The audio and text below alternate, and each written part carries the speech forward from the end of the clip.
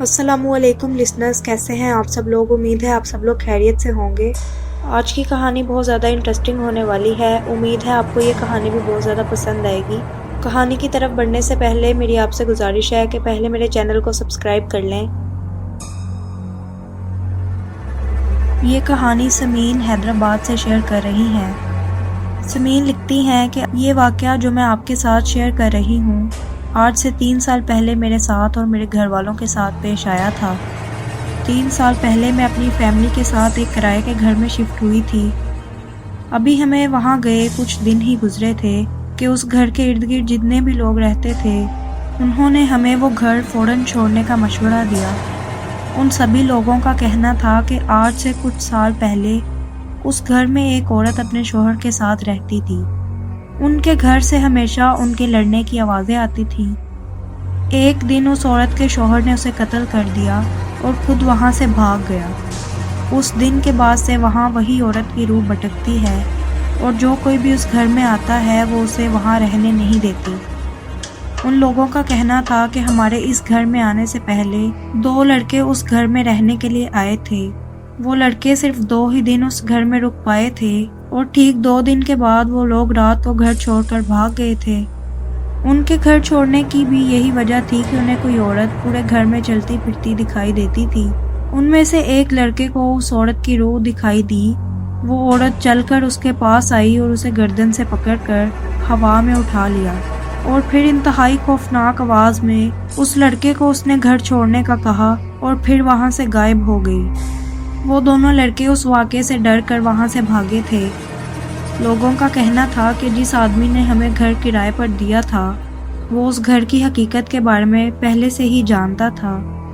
وہ یہ سب جانتا تھا کہ اس میں اس عورت کی روح کا بسیرا ہے اور وہ وہاں آنے والے لوگوں کو کوئی نہ کوئی نقصان پہنچاتی ہے، لیکن پھر بھی وہ چند پیسے کمانے کی خاطر لوگوں کو وہ گھر کرائے پر دے دیتا تھا۔ میری فیملی میں میرے امی ابو اور ہم 2 بہن بھائی تھے۔ جب میرے ابو کو ان لوگوں نے اس گھر کی حقیقت بتا دی تو میرے ابو نے اس گھر کو چھوڑنے کا فیصلہ کر لیا تھا، لیکن اتنی جلدی کسی گھر کا ملنا بہت مشکل تھا، اس لیے ہمیں 1 ہفتے کے لیے اسی گھر میں رکنا تھا تاکہ کسی اور گھر کا انتظام ہو جاتا۔ پہلے ہی دن ہم ان لوگوں کی باتوں سے ڈر گئے تھے۔ ہم نے سارا سامان اس گھر میں سیٹ نہیں کیا تھا، بلکہ ضرورت کا کچھ ہی سامان ہم نے وہاں سیٹ کیا تھا۔ اسی دن جب رات ہوئی تو ہم لوگ ڈرائنگ روم میں بیٹھے تھے۔ ہمیں اس گھر کی چھت سے کسی عورت کے رونے کی آوازیں آنے لگیں۔ میرے ابو نے ہمیں چھت پر جانے سے سختی سے منع کر دیا۔ خیر ہم لوگ سو گئے۔ جب صبح ہوئی تو میرے ابو اور بھائی کام پر چلے گئے۔ اب میں اور میری امی گھر پر اکیلے تھے۔ میری امی کچن میں تھیں اور میں اپنے کمرے میں بیٹھ کر ایک کتاب پڑھ رہی تھی۔ تھوڑی دیر بعد مجھے کسی کے قدموں کی آوازیں سنائی دیں، جیسے کوئی چل کر میرے پاس آیا ہو، اور پھر مجھے یوں لگا کہ کوئی میرے ساتھ بیٹھا ہے۔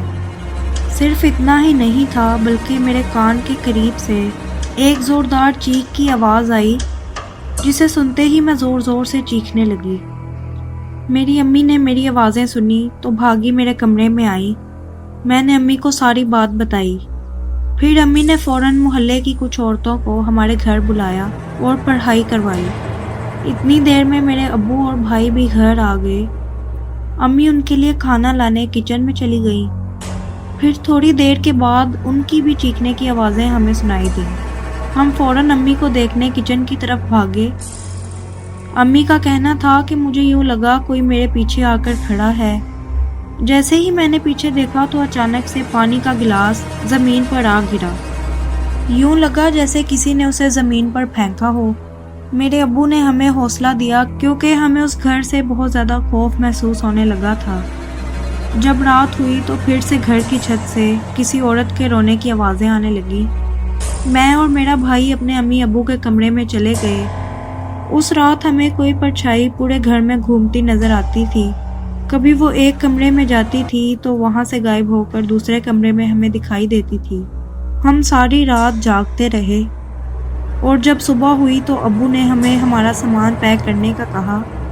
پھر اسی دن ہم نے وہ گھر خالی کر دیا تھا اور ہم اپنے جاننے والوں کے گھر چلے گئے۔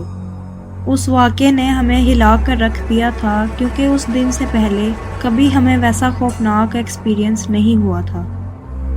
آپ کو آج کی کہانی کیسی لگی کمنٹس میں ضرور بتائیے گا، اور اس طرح کی مزید انٹرسٹنگ اور ہارر سٹوری سننے کے لیے میرے چینل کو سبسکرائب کر لیں۔